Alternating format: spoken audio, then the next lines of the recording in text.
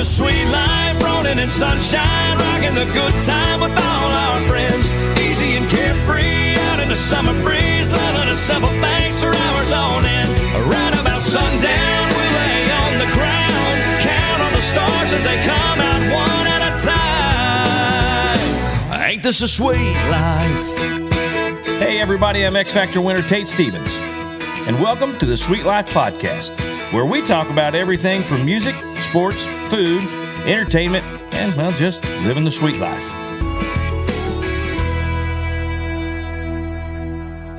Hey everybody, welcome. Thanks for joining us today. Tate Stevens along with AJ Kronk as usual. Yeah, man. All right, today's going to be cool, man. I'm excited about it. My record producer and friend, Blake Chancey, Grammy Award-winning record producer. So before we get into that, just a little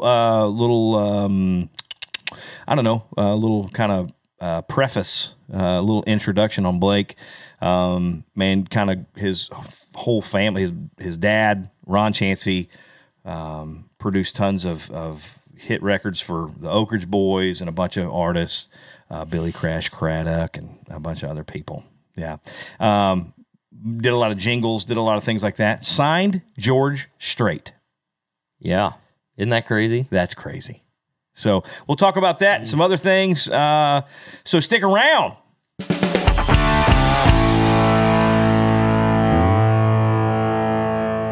I can hear you now. There he goes. There we go. It's a little technical. We're not very technical here, man. All right? That's all I'm saying. So you got to...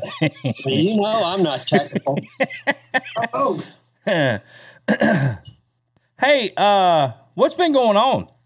Man, nothing but COVID around here. I just got it. I'm 8 days in quarantine, but I was vaccinated, so it tapped it down pretty well for me. Right. And I think I had it when it first started. Okay.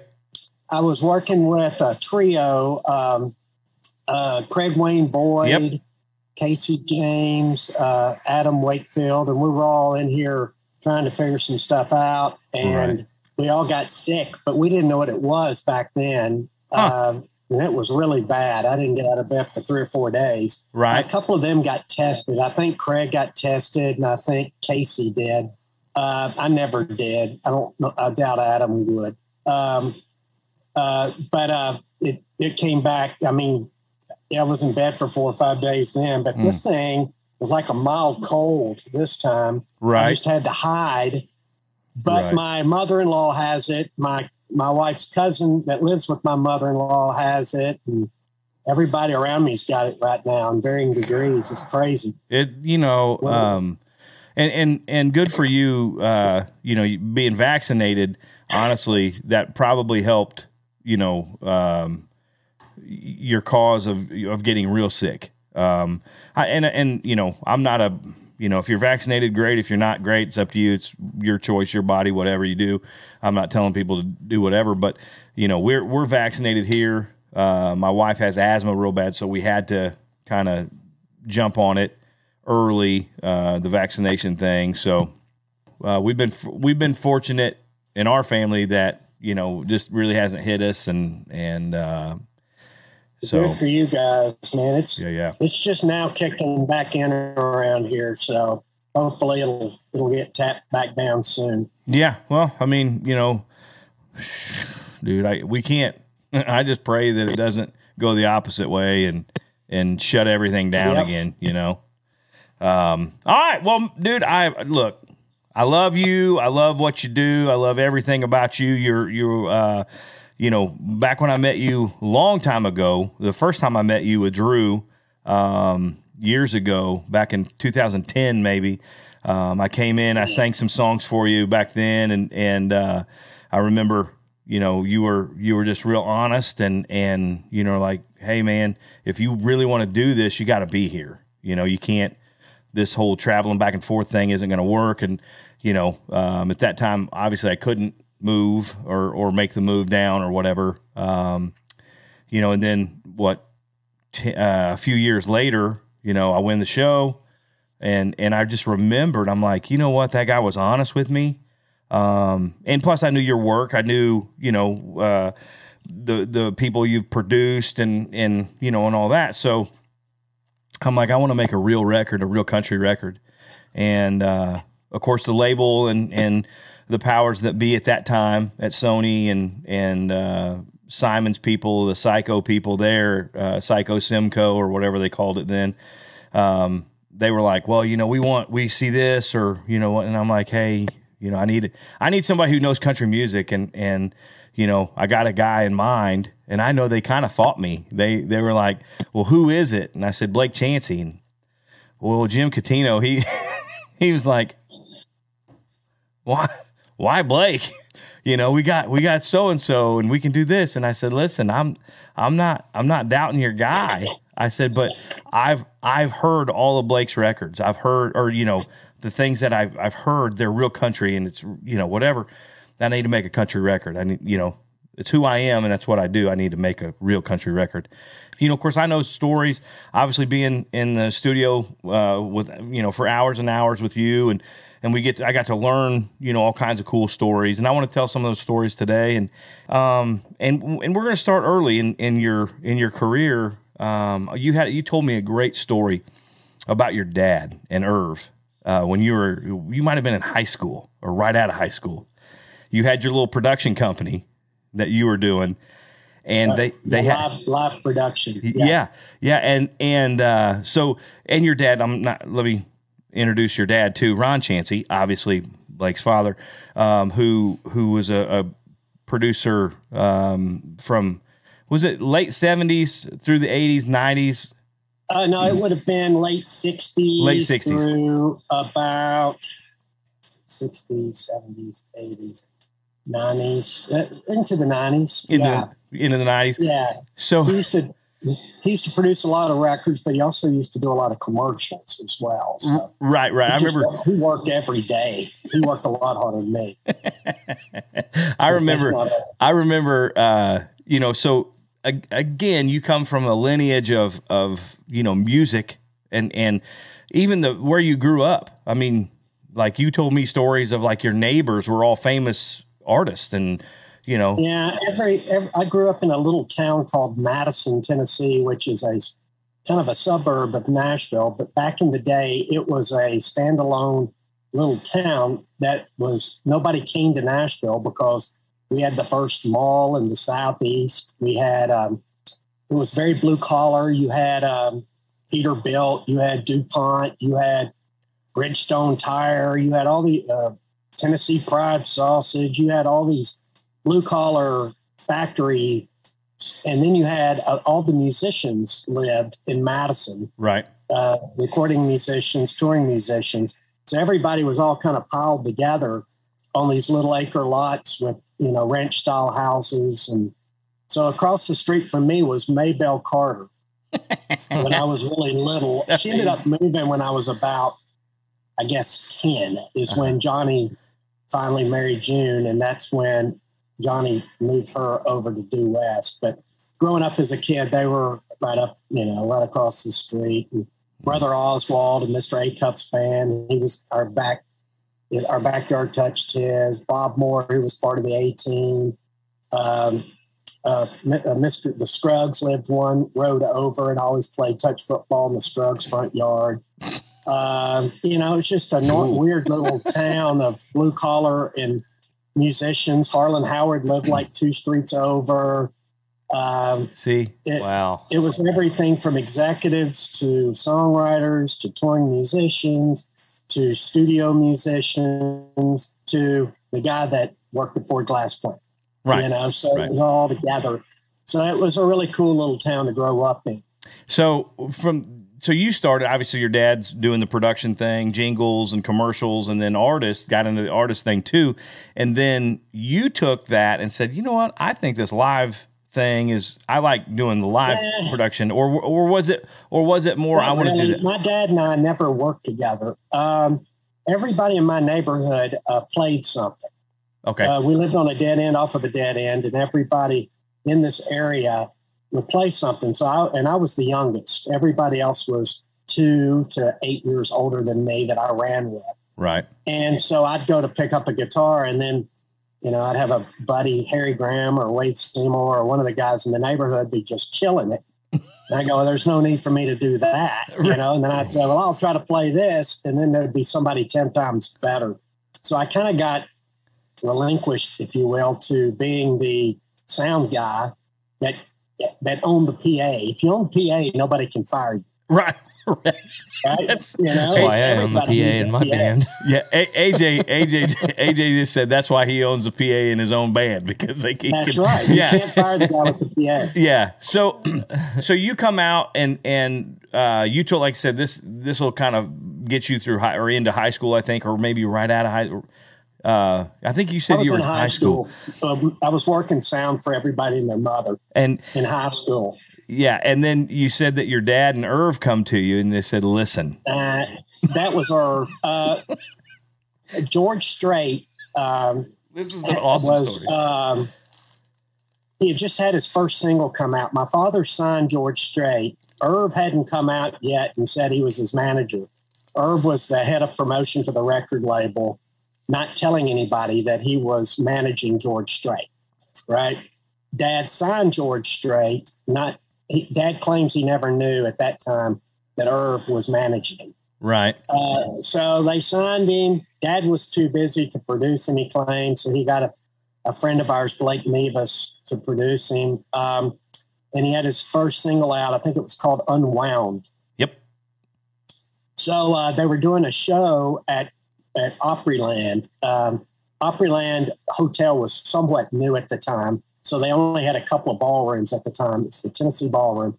And they were doing a show for Handelman. Handelman back then were the people that put all the records in Kmart's, the big account. It was record labels were kissing their butts and trying everything they could to do something for them. So it was a Handelman convention, and George was going to play for them. And it was George's introduction to the Handelman people that were going to put all of his records in all the Kmart's and all these places. Wow. So they're bidding the job out, and Irv says to my father, you ought to get Blake. Blake could probably do this. This is a simple gig. Why don't you let him bid on this? And my father was like, this is a really bad idea. But they talked him into it. So I bid the job, and lo and behold, man, a guy named Gus Lux, we got the job. Right. Went down there, set up. Back then I had monitors and a PA and a console and a monitor console, all this stuff. I was probably 16, 17, something like that. And we did the sound check, and George goes, man, this is awesome, Blake. I've never played many shows or any shows with monitors before.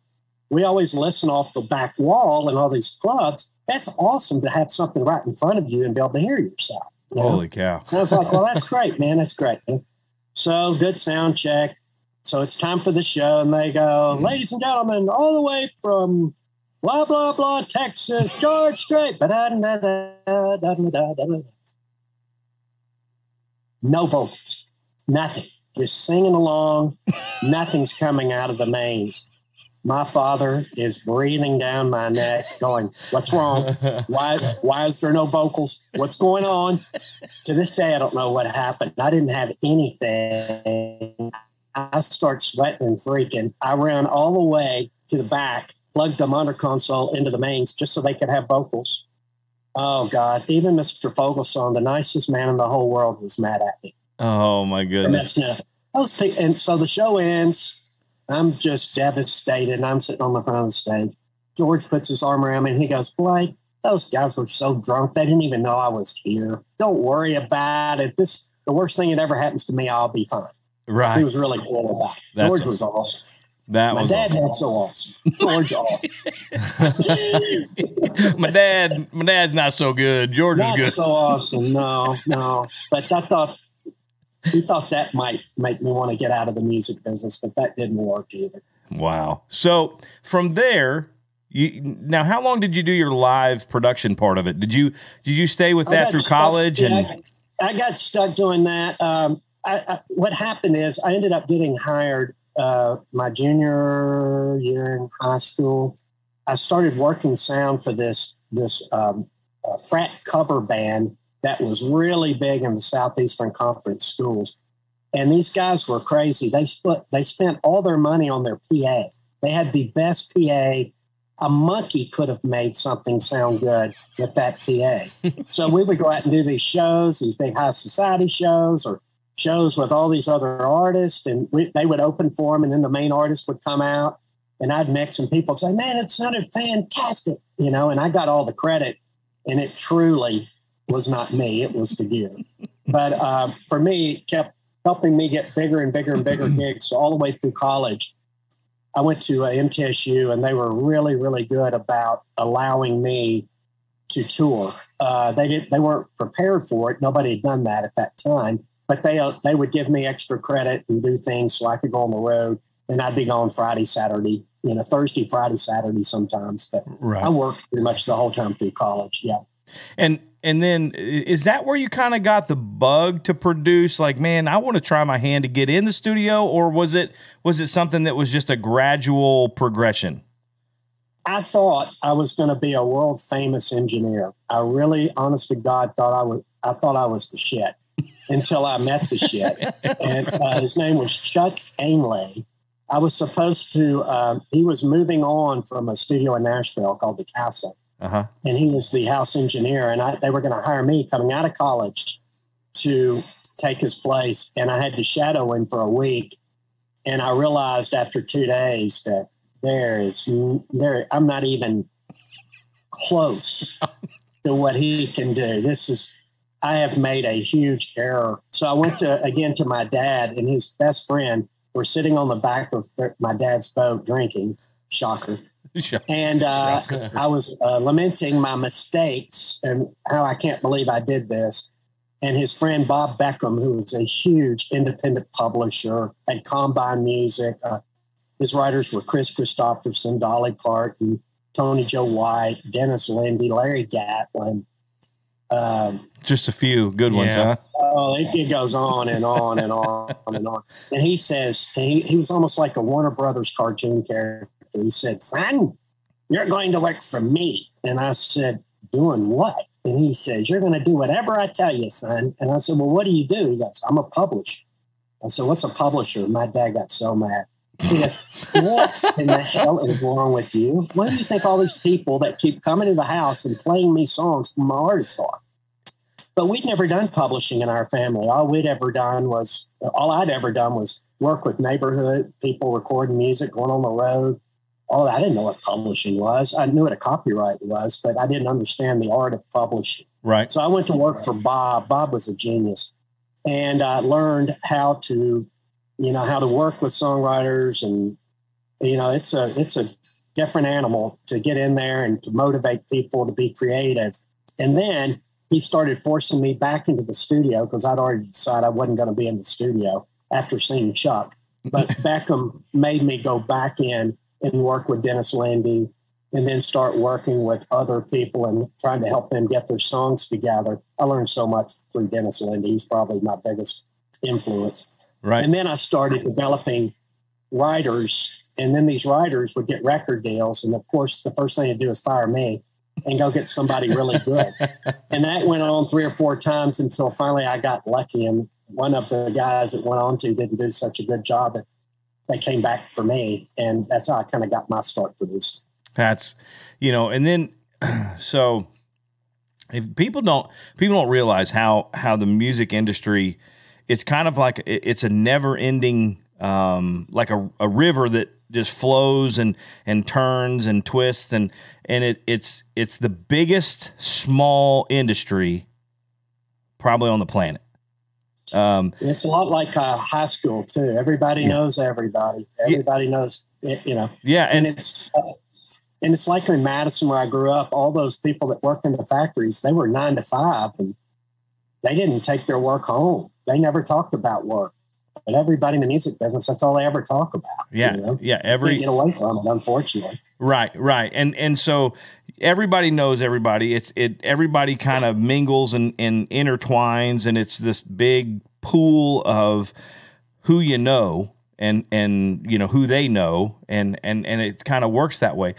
Do you?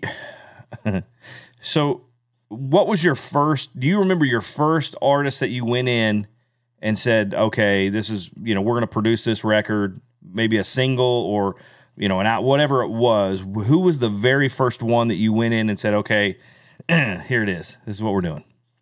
I'm trying to think because back then I was doing multiple formats of music, like everybody, people in my neighborhood were all rock bands. Uh-huh. And then there was all kinds of different music at the time going on. Mm-hmm. But the first country thing I did, I grew up with some guys. We all kind of grew up together, Rusty Golden, Chris Golden, and they had a band. They were William Lee Golden's kids. And my dad had signed the Oak Ridge Boys and produced all their hits. So Rusty and Chris and I grew up together. And then their band were a lot of the guys I grew up with in my neighborhood playing in their band. So that was the first thing that I ever took into the studio and produced as a whole, rehearsed them, worked with Rusty a lot on songs, just kind of getting it right and then going in the studio and recording it and doing vocals and getting it mixed. And that was probably the first thing I was ever a part of. Unfortunately, it wasn't successful. It was kind of ahead of its time. It was very much like Poco or very Eagle-ish at the time. And that wasn't really what was going on in Nashville. Right. So when was that? Was that late 70s, early 80s? That would have been mid 80s? That would have been probably about late 80s. Late 80s? Okay. Yeah. And then, so you started the producing, and I know we met with some of the people that you've worked with for years and years, like Kyle Lanning, and those great people who had been doing it for years and years and years, and you learned and leaned on them and all that, I'm sure, and there's probably hundreds like that. I wouldn't say hundreds, but there's, like people like Kyle Lanning, God almighty, he did so much for me, and he's been such a great friend and a great teacher and mentor. I mean, he's truly amazing. He really is. He's a super, super great person. Like his stories, like listening to him talk and, how he got the Waylon Jennings gig, he saved my bacon. I was making a record on Waylon. It was a live record, live from the Ryman Auditorium. And it was where we recorded it for 3 days, the sound checks and shows at night and stuff. And then I was trying to explain to him how with computers, we can fly all this stuff around and do all this stuff and put it together like a jigsaw puzzle. And he was looking at me like I had a horn going out of my head. And we were working, and he was just grumpy as hell and just beating me to death. And I was working doing two things at once. I was over at Kyle's house, and Kyle said, well, you ought to just hire me to come over there and work. I was like, what? And he goes, Waylon loves me. So I go back to the other studio, and I'm working with Kyle, and I said, Waylon Jennings told me to, Kyle Lanning told me to hello. And he said, that is a great man right there. He said, that man knows what he's doing, unlike you. So I hired Kyle. So I immediately hired Kyle, and then he goes, that's the greatest move you've made so far. And then after that, we were great. That's amazing. See, just like stories like that. When did you go to work for Sony? When was the Sony I had worked at Combine, and then it became a guy named Marty Bandier, and Charles Copperman bought it. And then it became a company called SBK. That's when I did, I started working on David Ball about then. Right. And then in EMI, it became EMI after that. And that's when a lot of the stuff I was working on started coming out. And then the David Ball thing exploded. And that album was huge. And so then that's when I got hired about 1991 or 2, somewhere in there, 92 maybe. I went to work at Sony. Now, was Scott there at that time? Simon? Scott was there. Scott and Paul Worley were the ones that took me to lunch. And Paul said, so, Blake, Scott knows what we're here to talk about and everything. And I looked at Paul and I said, okay, but I don't know. What are we talking about? What are we doing here? And he goes, about coming to work at Sony. And I said, I have no idea what you're talking about. He goes, we've talked about this. I went, no, we haven't. You've never, ever mentioned to me that you want to hire me to go work at Sony. Yeah. I don't know who he'd been talking to. Somebody almost had a job, and it ended up being me. And I said, okay. And Scott goes, well, you want to come work here? And I went, yeah.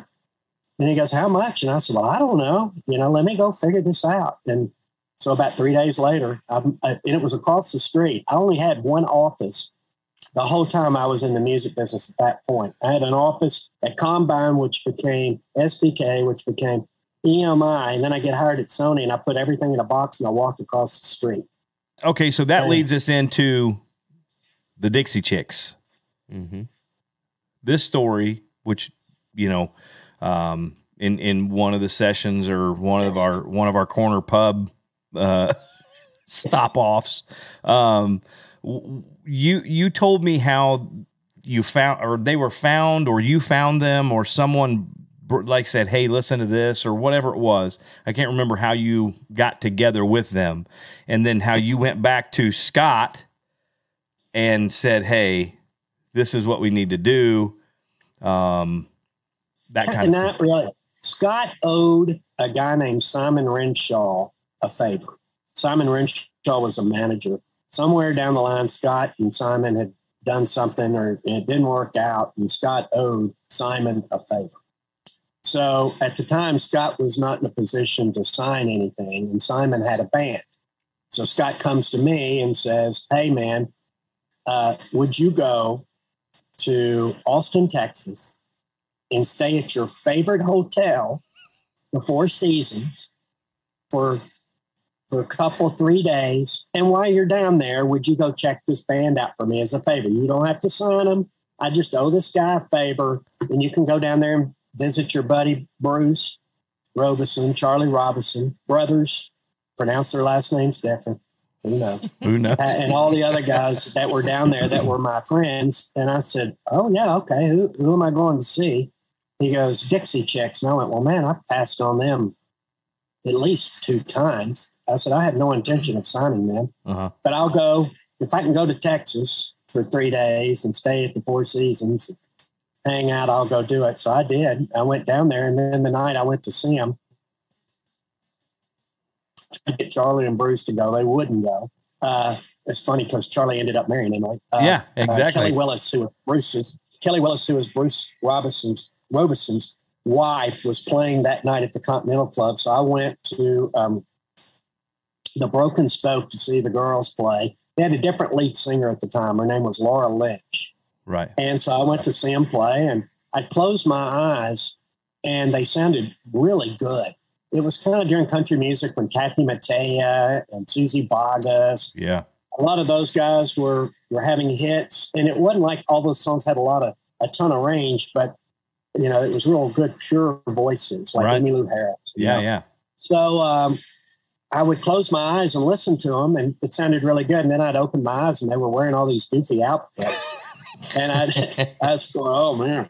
But I thought there might be something there. So when I came home, I told Scott, it's not a pass, but I don't know what to do, but I need to hear him sing like just with the guitar in front of me.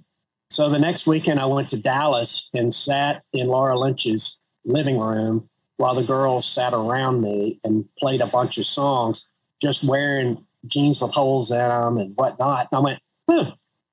So I gave them the worst record deal in the history of mankind. Scott did, actually. He's the one that we both got together and wrote the deal up. And then we had them signed, and then Marty and Emily came back a few months later. Scott was still there then, and came back and said, hey, we're going to fire the lead singer and hire a different lead singer. And I said, well, I've heard of firing the drummer, guitar player, but never the lead singer. That's a pretty big thing there. And they said, well, we've got 2 girls we're really, really excited about. We're just down to these 2. We got to decide which one we want to hire.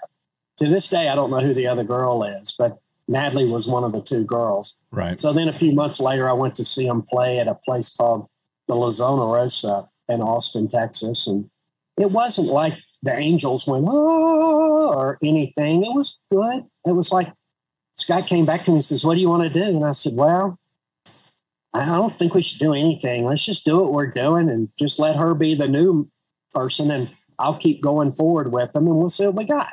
And that's how we started the deal. Yeah. You just never know, right? And then you produced that first record. And I did a bunch of demos with them. And then they were playing somewhere in Dallas, and one of our regionals heard it. And I was on a call, and the regional said something like, man, I saw this band last night, and they were introduced as Sony recording artists, and everybody just started looking around, and said their names were the Dixie Chicks. And I was thinking, oh, shit. And I don't know what you're talking about.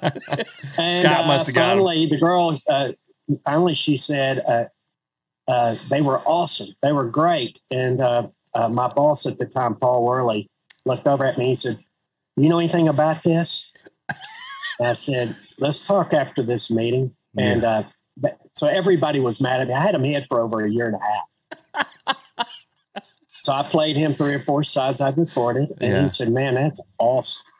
And I said, thank you. And he goes, man, I don't have a lot going on right now. Is there any way I could jump on that with you? And I said, well, I don't know. I guess maybe I'll go ask the girls. That's the luckiest day of Paul Worley's life right there. Jumping on that train, because that was huge. Not that he didn't deliver a bunch. He did deliver a bunch in us making records, but that was a good day for him. Man, just that story alone is such a it's like an iconic story, because everybody's heard, well, not everybody maybe, but I think it was in Rolling Stone magazine. I think it was all, how they were so upside down and all the deal that was done originally, and they had to fight and all this hoopla to get out of it or whatever they did. It's kind of one of those things. Again, people don't realize how hard the music industry is, and how well. It's the only business I know that if you have great success, the first thing the artist does is try to take everything back. Yeah. And not that they shouldn't, but like if you're a producer and you do a great job, and the album goes bonkers like that did, and then people come back and go, man, thank you so much. Great job. But we were wondering if we could cut you in half now. You just go, okay, because things are working really good anyway. But it's, if you go work for Ford or something and you did that, they double your salary. They don't cut your salary in half. But no, absolutely. Absolutely. It is what it is. But, a lot of artists have had, usually what happens is an artist has a big hit, and the first thing they do is come back and renegotiate. Tom Petty's done it. Everybody's done it. Garth Brooks has done it. You just come in. That's nature of the game. So the record label's always. The reason we did it is because we had already budgeted all of our money to do other things. Yeah, we didn't have any money to do this, so we had to make something up. And since we only had so little money, we had to make the deal that way. Right. I'm not trying to. We weren't trying to be mean or take advantage of anybody. We just didn't have any money allocated to do any new acts. So I'm glad it happened. I know. I've been there. Mm-hmm. Was there any artist that you brought in, like you were like, this is going to work? Look at them. They have, you check all the boxes, right? You go through, is it marketable? Their name, I mean, down to, their eye color, whatever, you know what I mean? They're like, okay, all the boxes check.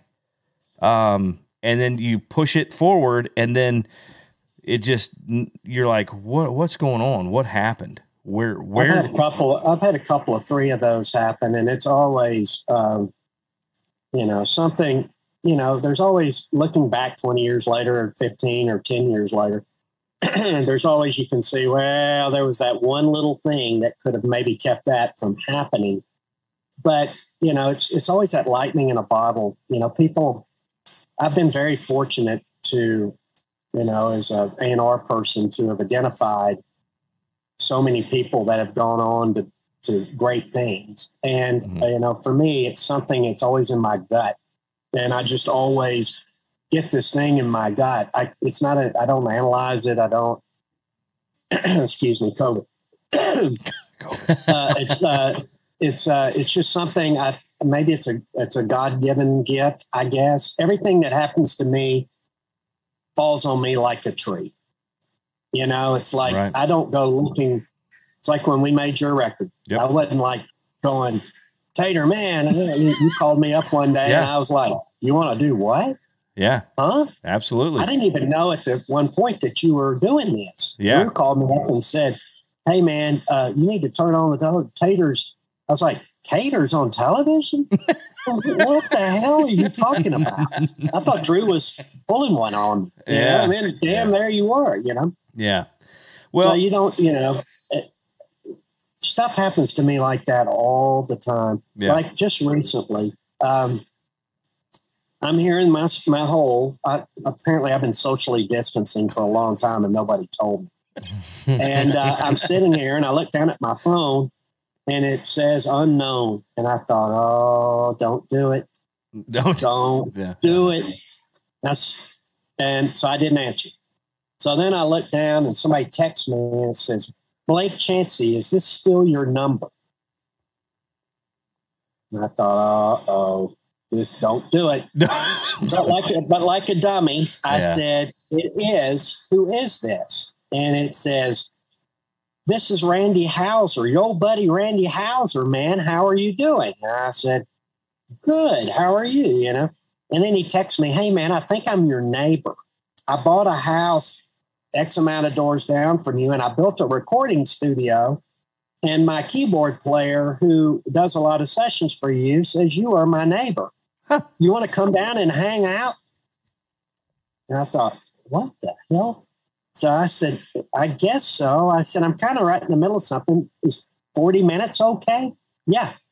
Literally, he lives 6 doors down from me. I could walk. Nice. And I walk in. He's got this huge, beautiful recording studio he's built. And I'm not sure at that point he knew what he was doing. And he had his band in there and it didn't sound right. And he was trying to do a bunch of stuff. And I go, hey, you might want to try this. You know, do this. And then I started talking to his piano player, John Henry. And he's like, man, I'm glad you're here, man. Yeah, John played on my last, on the Sweet Life project. Yeah, he's great, man. Yep. So he goes, man, glad you're here, man. Really glad you're here, you know. So I helped him through it. And then, you know, he asked me, what do I think? I said, man, none of this is going to work because you need to do this, you need to do this, you need to do this. You know, the process, if you will. Right. And he goes, well, you want to come down and help me tomorrow or something? I went, well, I guess. I said, let me see what I have. I'll hit you back. Next thing you know, 6 months later, we're finishing a record. And it's unbelievable. That's awesome. He wrote his ass off. He sings his ass off. He does. We had real musicians in there. The first time after COVID that I had musicians, and we were all in there, and everybody's got their mask on and looking around. You know, everybody's all kind of got the bug eyes. Randy had just had COVID while I was working with him, and I ended up not getting it that time. And made this killer record, man. It's coming out the first of next year. We just finished it. Nice. But, you know, here I am sitting in the room and it falls on me yet again like a tree. You know, it's always my MO, you know. Well, I mean, but, you know, to build and it does. Sure, those are gifts. You know, everything that I get like that, I mean, it's got to come from somewhere. You know, I haven't been this good of a person. You know what I mean? I'm not that good. You know what I mean? I'm not. But so it has to come from somewhere, and I think God gives us those kind of little things here and there. But you have worked so hard, and just your catalog of work, and your, you know, how you've done things and who you've worked with and, you know, just who you are as a person. You know, that goes a long way with people. Like I said, I mean, I could have picked, you know, Phil Billy or someone else to, you know, I felt bad because I actually was writing a song with him. Oh my God, Rogers, Frank Rogers. And Frank flew out to LA while I was on the show and to talk to me, and they wouldn't let him talk to me. The people at the X Factor wouldn't let him talk to me, for whatever reason. And, but he flew out there. He had some work to do, but he was like, hey, he stopped by. And I remember seeing him, and he was in the little cage of people that they let in, and you could kind of walk around and talk, but they wouldn't let him talk to me. They introduced him. He introduced himself and that kind of thing. And I just kind of went, oh, okay, Frank Rogers, great. Nice to meet you, sir. I'm really busy right now, so there was all these other people they were throwing at me, but it comes down to people who, like I said, you were very honest with me. You never, you were like, in fact, one of the things you said, you kind of sat back, and I remember Ryan was sitting there, and I love Ryan. Yeah, and we're sitting there in your little office, and you were like, and I did like a verse and a chorus of a couple songs, just because I was like, I don't need to waste your time. You're going to be able to hear that, you'll either say, oh yeah, okay, he can sing, or he can't sing, or whatever. You don't need a lot, to know. And so I did a verse and a chorus of another song. And I remember you sat back. I was freaking out. I was so nervous. I was like, oh my God, it's Blake Chancey, Montgomery Gentry, all this stuff. I mean, really. And so I'm just like freaking out. And you sat back, scratched your head, rubbed your goatee, You were like, well, look at that, Ryan. We ain't even good enough to get a whole damn song out of. And I didn't know what to do. I just folded. I was just sitting like, oh my God. And then I was like, I would have sang. I didn't know. I just didn't want to take up your time, and then you're like, hey, listen, I'm not going to blow smoke, but what we are going to do is go to the corner pub and get a drink, and I'm going to get some wings. And then we just walked to the corner pub, and you're like, I'm not going to blow smoke, dude. I'm going to be very honest with you. Here's the deal. Can you sing? Absolutely. You want to do it? You want to do demos? We can make that happen, but you got to be here. And I'm like, right on. That's cool. I can deal with honesty. You don't have to blow smoke. I'm a big boy. I can take it. Right. I've been told no 1,000 times before. You telling me no is not going to hurt my feelings. You know what I mean? But it was the honesty and your body of work that you've done in the production that I heard on the radio and on the records that you've produced. And knowing that I had a little bit of a connection, meaning we had a beer at the corner pub, that went a long way in my choosing. I'm like, he didn't lie to me. He's a good person. Like, just hanging out with him. It's a guy I can go have a beer with and hang out with for a while. We had that thing. That's why I'm like, Blake Chancey, my guy. When I go in to record, I want, and what he does, that's what I want. So for you to say things just kind of fall out of the sky, yeah, they probably do, but there's a reason. At the end of the day, man, there's a reason, dude. People don't just call you. Randy Houser's not just going to call you. You know what I mean? I don't know, man.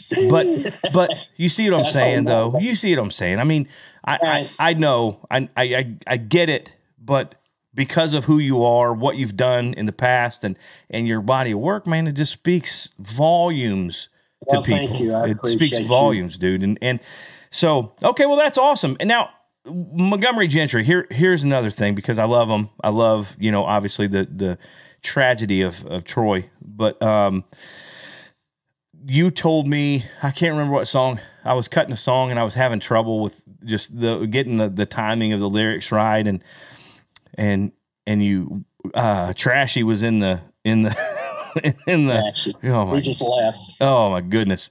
Did he bring any cookies? No, he didn't. But Trashy was here today. So I go in and we're listening. You're like, let's listen back, and you know, we're kind of working through this little piece of this song, and you're like, this reminds me of when we were cutting. I can't remember what song it was, and Eddie was struggling with the words, and he said, "Hey, Blake, let T-Roy do this one. He's better at them words." Exactly what he said. He's better at them words. Better at them words. In his mind, he was saying he's better at singing songs with a lot of words. But what he said was he's better at those words. Yeah. Oh my God! Words. You know, I mean, that just stuff like that. It's priceless. You know, that whole thing. Those guys. I feel for Eddie right now because you know Troy would finish his sentences for him. You know. Yeah. But when I started, I signed them, and that in itself is one of the craziest stories of all times. But after I signed them, one of my best friends was producing them, and they had just kind of gotten to a place where it wasn't going forward. It gotten very one-dimensional, and if it didn't have hillbilly or Barb in it, they couldn't do the song. It got messed up, and I was working on other things. I wasn't paying attention. So I got roped back in at the label. They're like, hey, you got to go fix this. So I sat with them, and there was like a list of 10 songs that I had that had gone on to be big hits that they had passed on. And I remember playing it for them, and Eddie said, well, I can't sing that high. I like them words in the verses, but I can't sing the chorus that high. Right. And I'd say, well, why didn't you sing that, Troy? And Troy goes, you know, everybody wants Eddie to sing all the songs because he's the one that's having the hits. Nobody wants to give me any songs. So they were Troy was very, he was not happy at that point in his role in the band. Right. And Eddie was struggling to find songs that he thought he could sing. Eddie's a way better singer than he gives himself credit for. He actually sings his sack off. Yeah. But he has, you know, he's one of those guys that has to learn the song. And once he learns it, he's got it. He doesn't just pick up a song and jam. Right. So what I learned is that I said, well, golly, why don't you sing the verses on this song, Eddie, My Town? Yeah. You sing the verses, and then we'll get Troy to sing the choruses.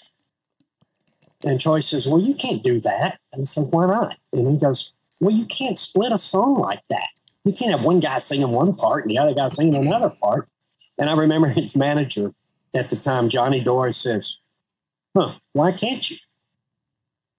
And then Eddie said, I don't know, why can't we? And that's kind of how that all happened. And that became, for them, the secret sauce was for Eddie to tell the story. And then when the verse came with the big range, T-Roy, take off, buddy, and kill it. Yeah. And that worked really, really well for them for a long, long time. Yeah. And that's kind of how that happened. I think Jeffrey Steele at the time was writing songs with more range in them than probably anybody else in town at the time. Yeah. And so he was challenging people to be incredible singers. Yeah, and absolutely. So I had two guys. I'll split it up. You know, I'll let this guy do the low stuff and this guy do the high stuff. I got it.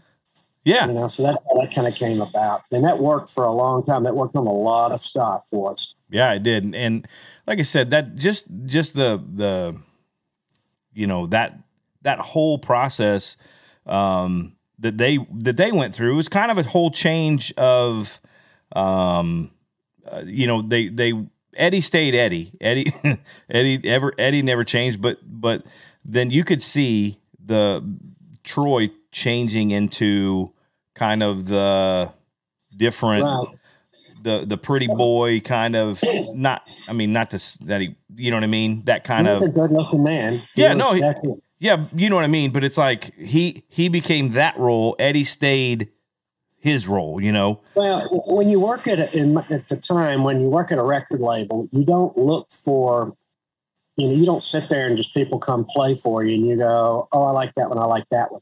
it's more slots. Like if you have 3 male singers, you don't need any more male singers. And if you've got 4 female singers, you don't need more, So then you start having to figure out slots that you don't have. And I was looking for an outlaw slot. I was looking for something that could hopefully fit in with Waylon and Skynyrd and somebody that could go get in trouble, that could stay up all night and drink with the radio people and flirt and just get in trouble. I remember John Michael, Eddie's brother, told me one time, he said, this is so unfair.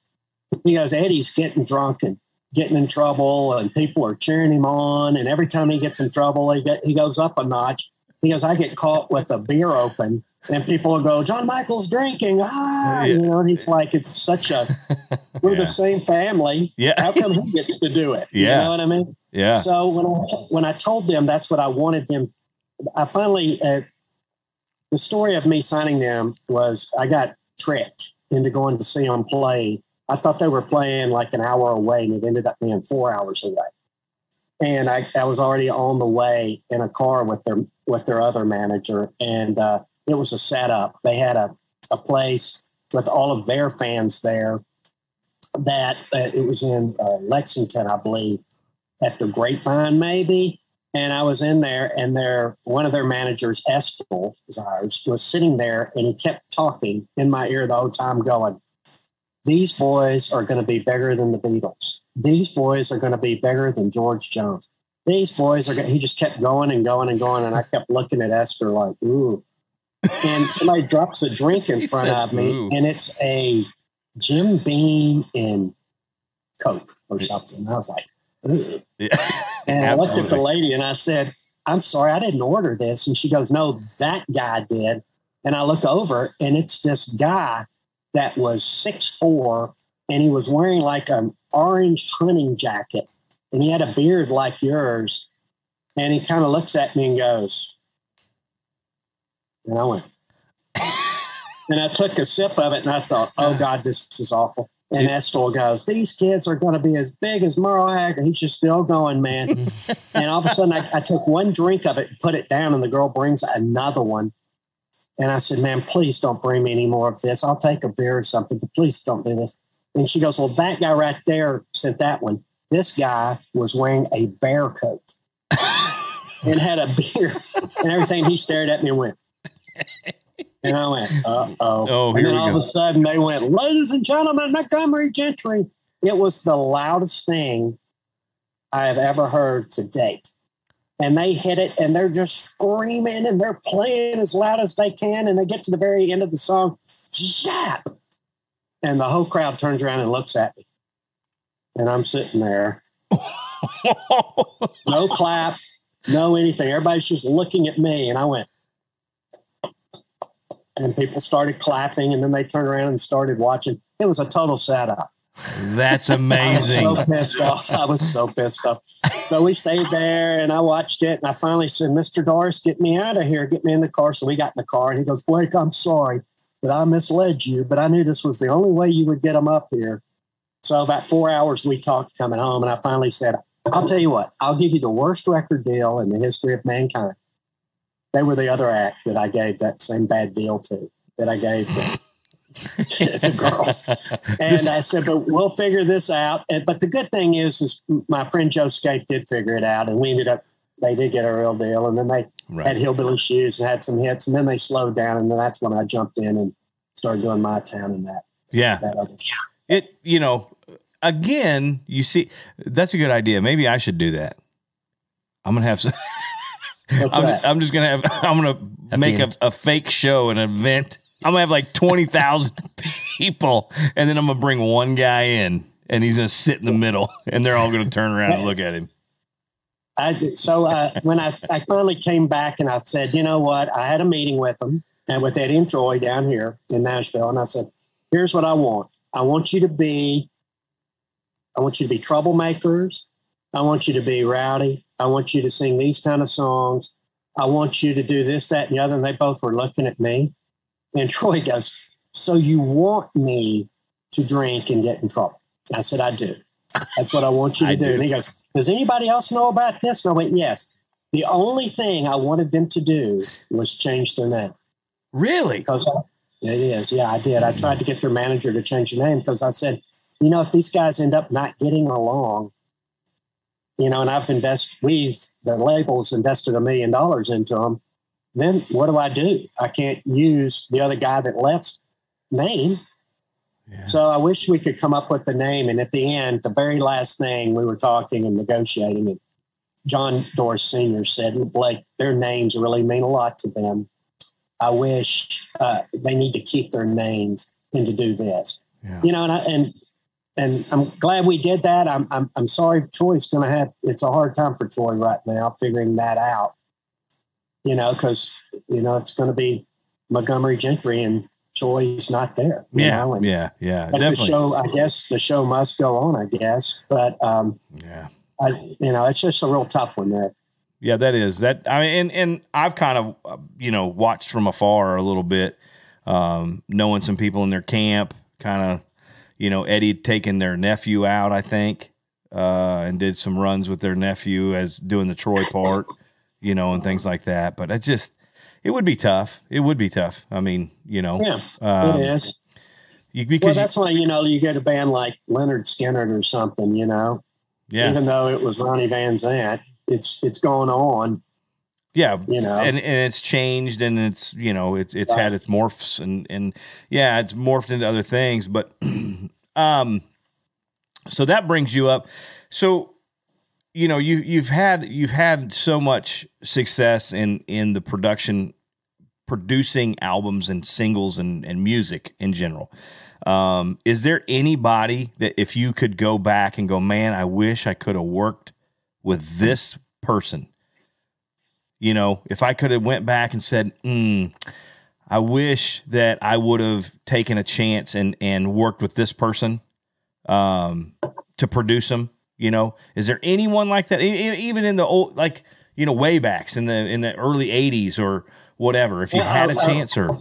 It would have been disastrous, I know for a fact, but I really, really, really tried hard to make a record on Buck Owens. And I think I probably dodged one there. I went out and spent a lot of time with him on multiple trips, trying to figure it out, how we were going to do it, how we were going to go forward and all of that. And the business never could get figured out. And I think that might be a blessing because I have a feeling I might have bit off more than I could chew on. Yeah. I mean, obviously Bucko, he was a trip. He was in charge. Yeah. Yeah. I've heard a few things. And, wasn't it Dwight Yoakam that bought a Harley Davidson or something? And, Buck took it and filled the gas tank with cement or something and put it in the shop there. It's like, you're not going to ride it because, something happened, maybe his son or something happened to somebody on a motorcycle and he didn't like them. And, he was like, nah, you're not doing it. And, Dwight was a big artist. He was a superstar at this time, and Buck's like, yeah, no, I'm Buck Owens. You do what I say. I'm like, wow.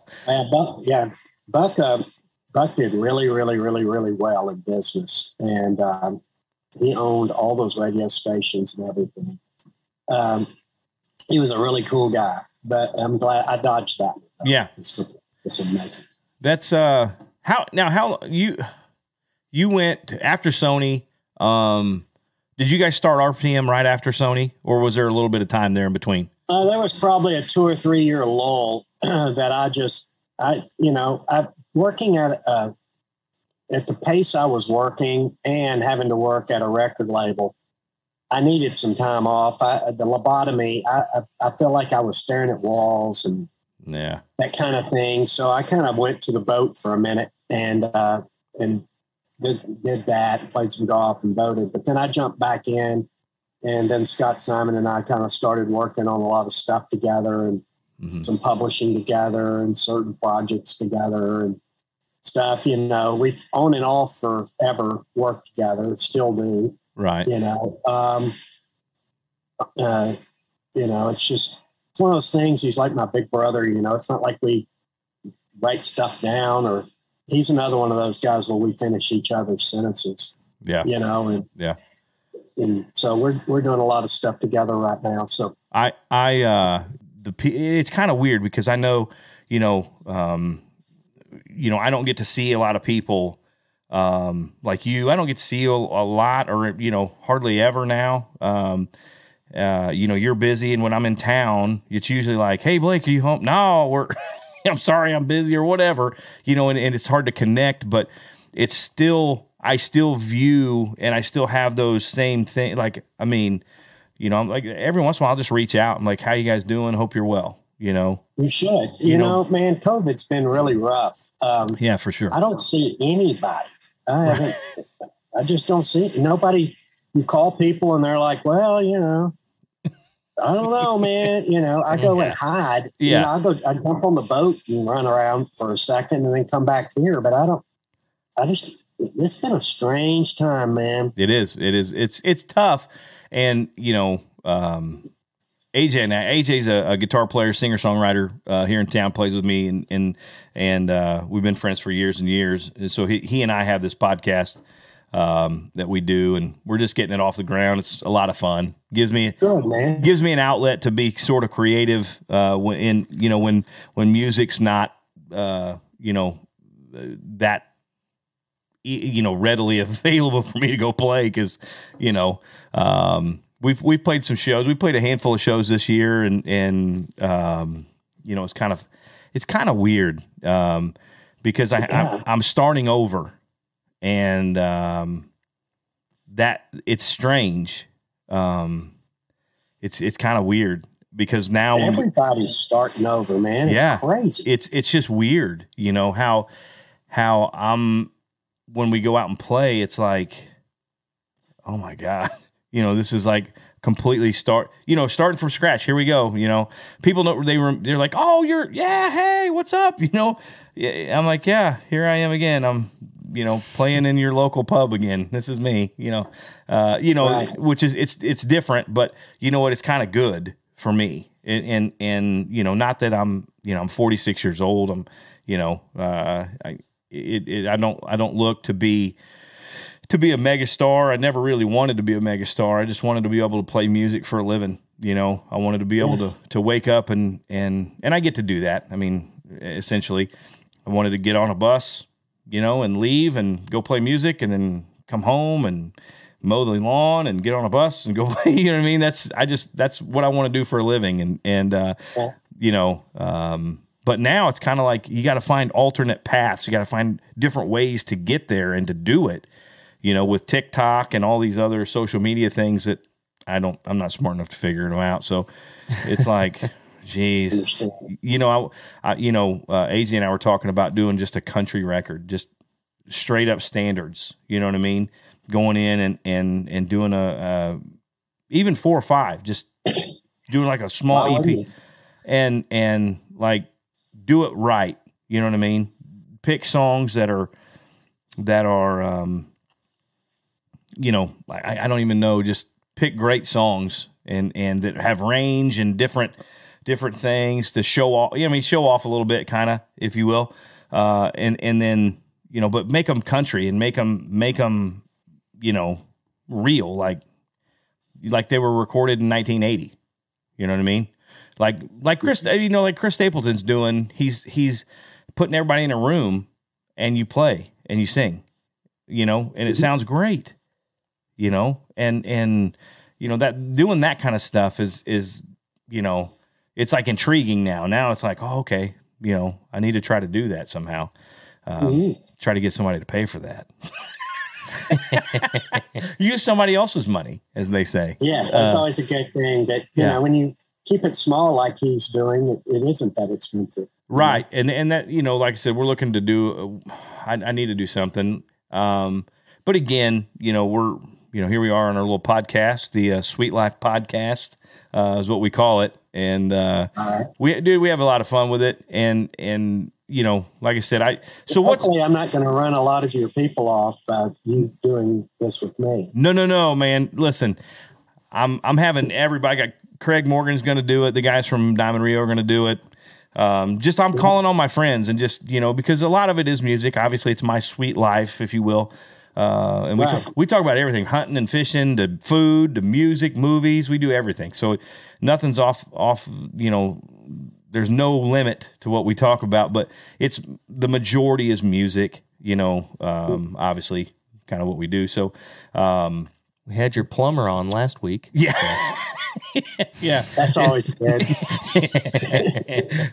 but well, that's awesome. So you got the Hauser thing going right now. And anything else coming down the line that you see, or so a couple of newer acts that I've been developing for a while that we're about to drop. A kid named Landon Parker, who is Landon. Oh yeah. Country. Oh yeah. You remember Landon? Oh yeah. Yeah. I've got him. We're about to drop a bunch of stuff on him. It's really country. Yeah. It's on a range. He's been playing the bars pretty heavy on Lower Broad. Right. And so he's, you are a product of what you work, so he's been writing a lot of songs about beer drinking and being in the bars, but it's really good. He's doing really, really well. So that's coming up. And then there's this girl named Emma Zink I'm working with, and she has her own self-contained band, and they come over here to my place, and we've been working, and it's been really a lot of fun. Nice. So that's what I'm in the middle of doing. Yeah, man. Well, that's good. That's good. You're busy. Well, dude, I'm not going to take any more of your time. I appreciate you I appreciate you talking with us and hanging out and telling the stories, man. When I'm in town, I will definitely come see you. Please. So, miss hanging out, man. I miss hanging out. Me too. So I'll buy you a beer. That's right. Perfect. I'll let you. All right. All right, buddy. Thank you, sir. Have a great evening. And, man, I miss you. And we'll see you soon, hopefully. All right. All right, Blake. Thank you, sir. Yep. Bye-bye. Bye.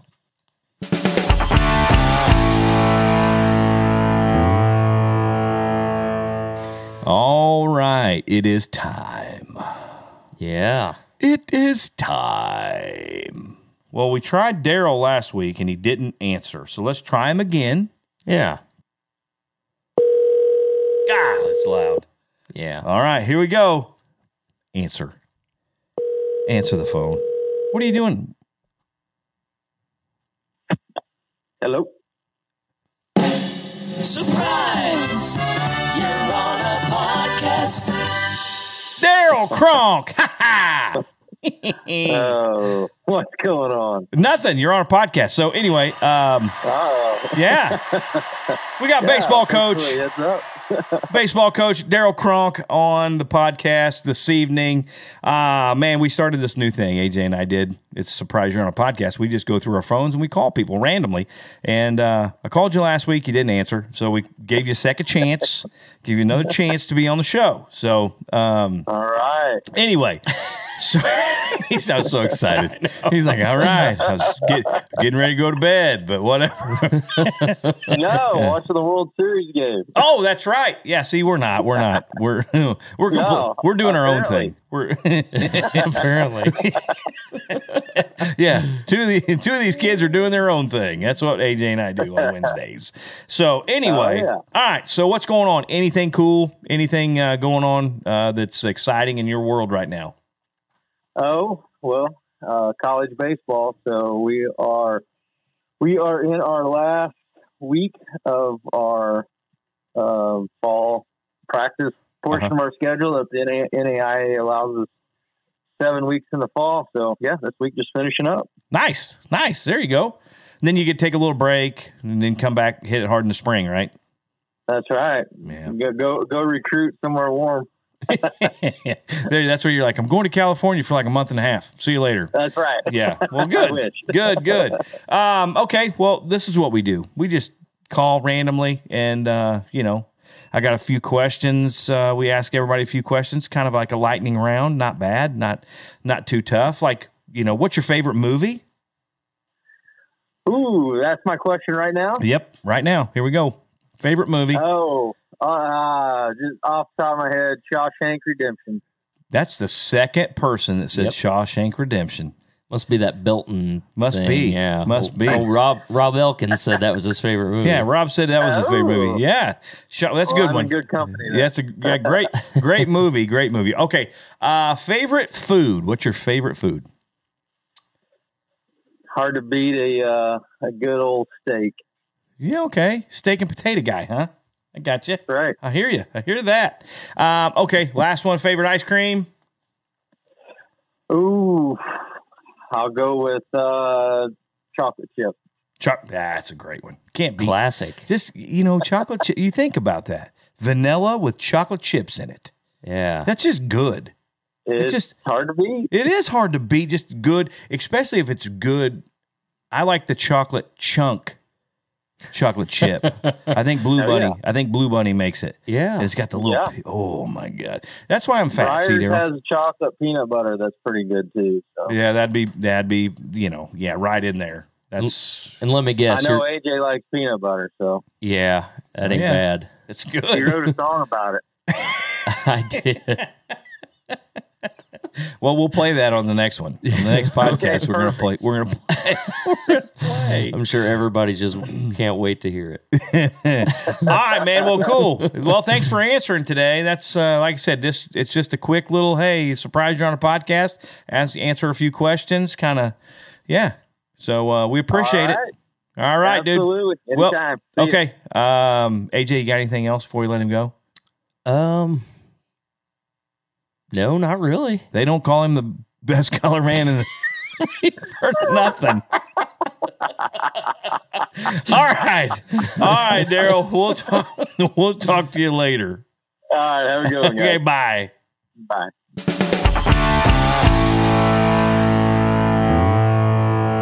We may have to have a Yellowstone episode here pretty soon. Well, after this first.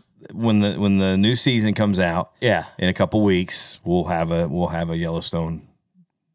We'll have to have one. Yeah. See if my wife will come up and do it because she's a freak about it. I was gonna say I got 4 more episodes and I'll be caught up. Then you're caught. Dude, it's hard not to. Once you start watching them, you're like, it's 2:00 in the morning. I need to watch. I got to find out what happens. Yeah.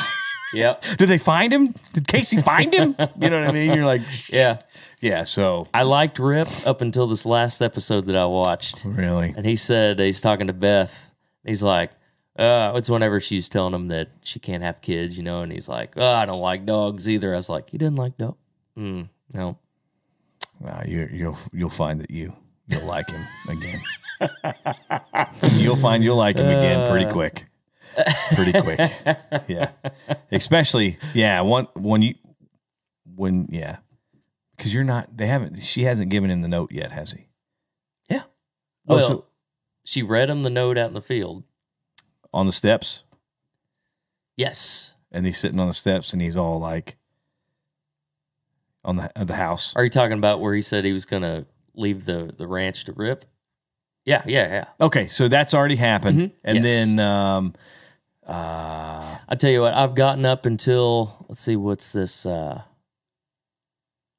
think it just left off with, oh man, I just watched it like an hour ago. Yeah. I can't even remember.